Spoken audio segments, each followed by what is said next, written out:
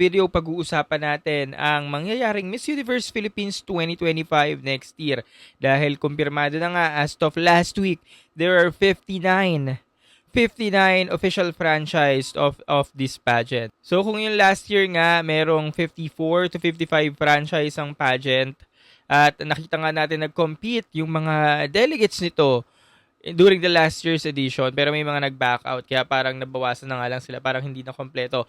Pero ngayon, kumpirmado na nga as of last week, there are 59 confirmed local franchises for the Miss Universe Philippines and still counting.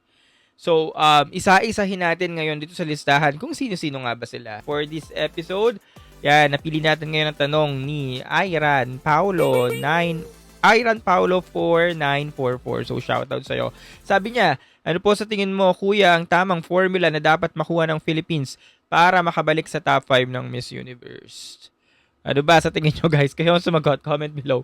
For me, ano ba? Know when to pick. More kwentuhan nga about this topic, punta lang kayo sa kabila, search my name, go to podcast, at hanapin nyo lang tong video na ito. See you there!